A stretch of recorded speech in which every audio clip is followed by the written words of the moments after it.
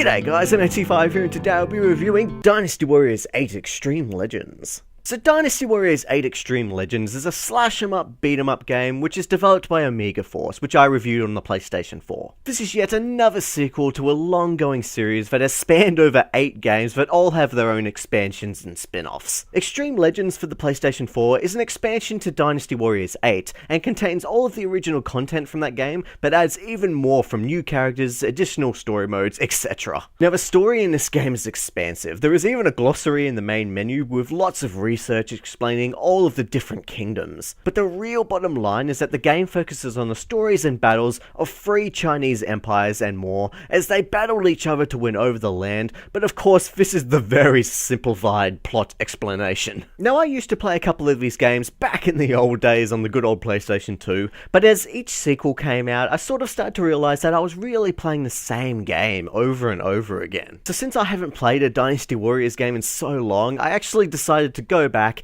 in hopes of finding a refreshing and fun sequel on the PlayStation 4. So let's talk about the gameplay. The Dynasty Warriors games are a general mix of beat 'em up and slash 'em up in large open battlefields filled with hundreds upon thousands of soldiers to fight. So once you've chosen your warrior out of almost 100 unique playable characters, chose their weapons, skills and rideable mounts, and companions, you are dropped into a battlefield and it's all up to you from there. You see, slaughtering a huge number of enemy soldiers is not the true way to win the game. It's more about the tactics and events that play out on the battlefield, and often is up to you on how it plays out depending on your actions. During combat, there are a number of things you have to keep a close eye on. The map in the corner of the screen displays the entire area and where your troops and enemy troops are located, as well as displays events and objectives. Along with this, multiple conversations will play out during the battle from both sides of the fight for you to pay attention to, as your side occasionally gives commands, requests for reinforcements, and so on. There is a fair bit of depth in this, and it is important to not get lost in the combat and to focus on these conversations and objectives,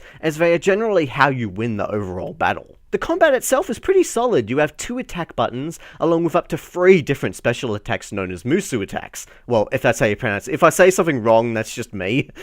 You can also block, switch weapons, ride mounts, and take control of certain equipment such as catapults. I actually quite enjoyed the combat. How it works is that one button is your normal attack combo, and the other acts as like an alternator to pull off different attacks. For example, you can keep spamming the attack button if you wish, but if you press the alternate attack button right after an attack within the combo, you pull off a different move. It's hard to explain, but fun and easy to use, and to add to this is a feature I've never seen in these games before, but you can now carry an additional weapon, which adds even more variety to the combat, and there is a huge selection of weapons to choose from, all of which feel different. Along with this, each weapon has a unique class attached to it, which is either Heaven, Earth, or Man. This is a unique spin on how you battle officers in the game. For example, you may have a weapon out of the 3 that is weak against the weapon the officer is using, so he will be less affected by your weapon and he will be more effective against you. But if you switch your weapon, it may be more effective against him, hence you damage them more severely. I actually really liked this idea. It was an additional aspect to the fights that I had to think about, and kept me on my toes as the officers you fight can also switch weapons too. Musu attacks are generally your special attacks that you can use once you fill up a bar from combat or picking up specific items on the battlefield. And once unleashed, you can do massive group damage to your foes, and there are 3 different Musu attacks for each character, but they have to be unlocked by leveling up your character. Each character can be separately leveled up from use during combat, so if you happen to find a character you really like and you use him often enough, he will grow multiple levels and become strong and unlock more combos and Musu attacks. You can also ride animals from horses to elephants, but I found horse mounts to generally be useful to help me get around the battlefield quicker, as mounted combat is pretty limited. So there is a few different modes for you to play, and each have a number of different layers to it to add to replayability. Story mode takes you through each dynasty of the 3 kingdoms and even more, and spans over a number of different battles, sometimes with different outcomes depending on your actions during the battle. Free mode is as it sounds. It gives you the freedom to choose any character to play as and on any stage you have unlocked. Ambition mode is, in my opinion, the most fleshed out mode, which you are building your own empire. You start off small, but over the course of the mode you end up with a fully fleshed out kingdom with a number of different characters you collect throughout the game,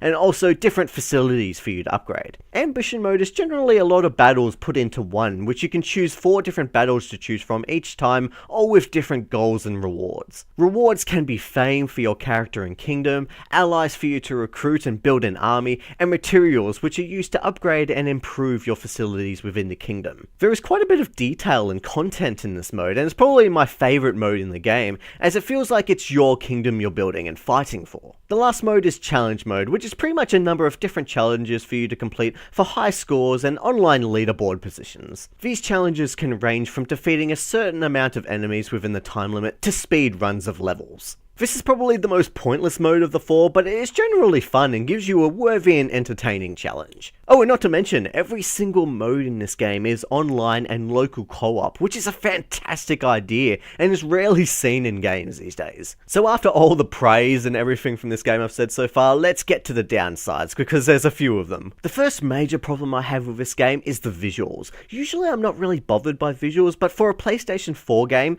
this is extremely low. These graphics don't even stand up to great looking games on the last generation either.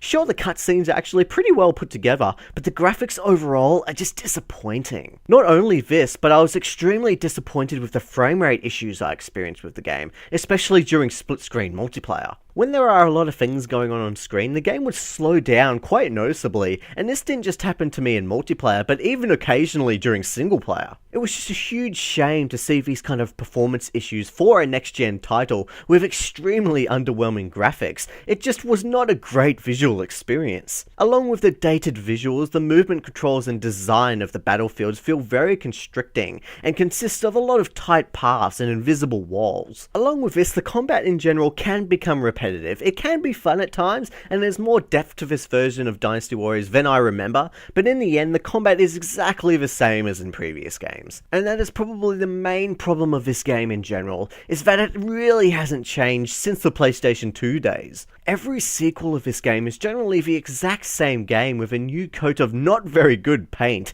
with a few added extras each time that may get taken out of the next sequel and replaced with something else. It's very hard to review this game based on the fact that the game just hasn't changed much in all of these years. You always get what you expect with a new Dynasty Warriors game. There is just no excitement anymore. In my opinion, this game really needed a complete renovation years ago. They really need to go back to the drawing board and think to themselves what their fans really enjoy about the game and what they would really like to see in the game, because I'm sure there are a lot of suggestions. Heck, even I have a few of my own. Dynasty Warriors just doesn't seem to do this for me. I've asked my friends about it, and they've told me that the story is largely the same in every game, so based on that, the game is practically the same game with a bad coat of paint. It's just a shame. Don't get me wrong, okay, there is a lot of fun that can be had here. I still do really enjoy the combat and ambition mode and even challenge mode for a bit of fun, and the fact that everything can be done split screen multiplayer is awesome. But I do feel that this game needs to start again. A reboot maybe. Give us something different to sink our teeth into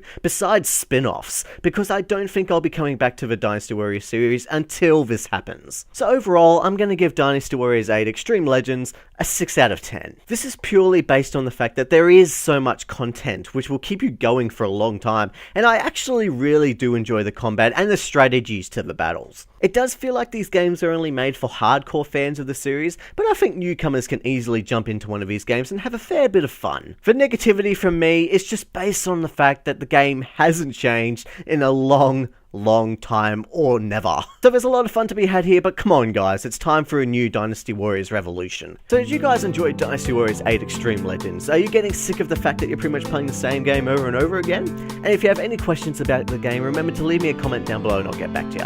And if you like this review and you want to see more, remember to like me on Facebook or subscribe to me on YouTube if you want to see more.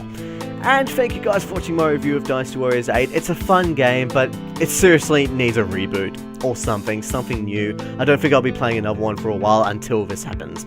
So until that time, M8T5 is bloody out of here.